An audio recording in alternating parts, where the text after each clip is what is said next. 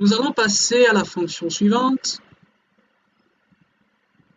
Et la fonction suivante va nous permettre de donner à la possibilité à chaque participant, à chaque destinataire, par exemple dans le cas d'une vente immobilière, vendeur et acheteur, de pouvoir approuver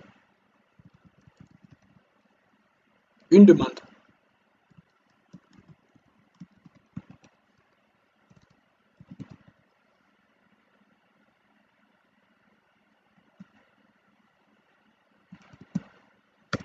Pardon, voilà. Alors, au niveau des demandes, nous n'aurons qu'un seul argument, qui sera l'index. La particularité d'index, c'est que elle nous permet de connaître le nombre de demandes totales qui nous sont envoyées. La visibilité, comme d'habitude, publique. Et quand la visibilité est publique, s'il vous plaît, ne paniquez pas. Si on parle, par exemple, d'une blockchain notariale, eh bien, c'est une blockchain privée, donc qui se trouve entre les mains de quelques validateurs bien connus. Donc, il n'y a aucune donnée qui fuite.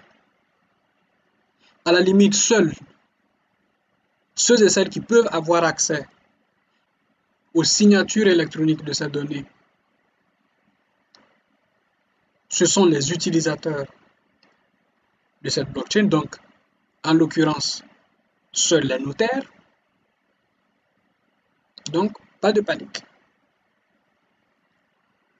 Nous allons ouvrir les accolades.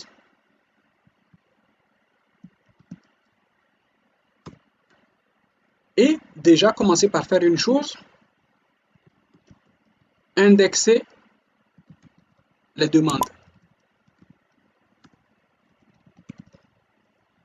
Et quand je dis indexer la demande,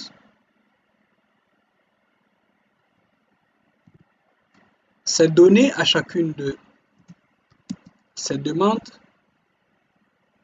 un numéro.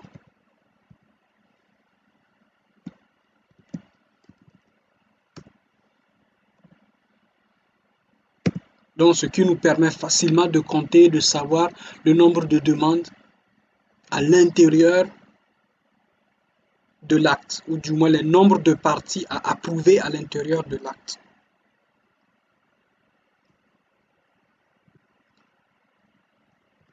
Pour être approuvé, nous avons besoin de poser deux conditionnalités.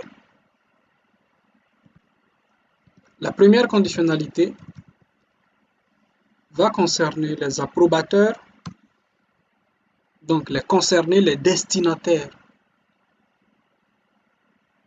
de la demande. Dans le cas d'une vente immobilière, le vendeur et l'acheteur. À l'intérieur, ils seront bien sûr représentés par le msg.sender.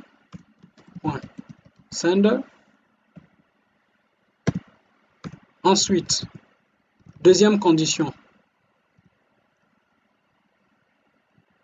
c'est que seule la demande ne peut être approuvée que par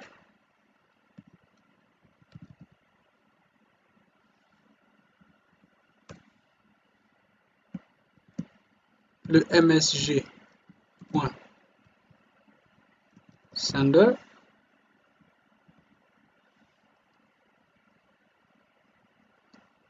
Ce qui va nous donner à la fin comme résultat que la demande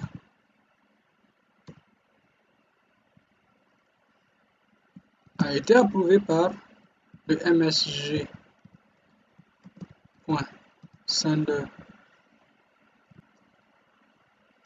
équivalent à vrai.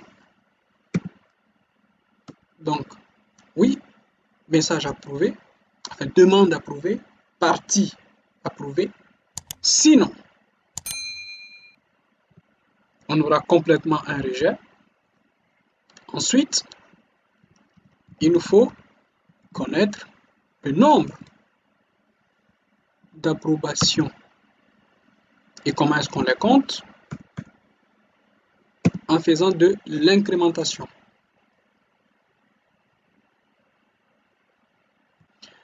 Bien.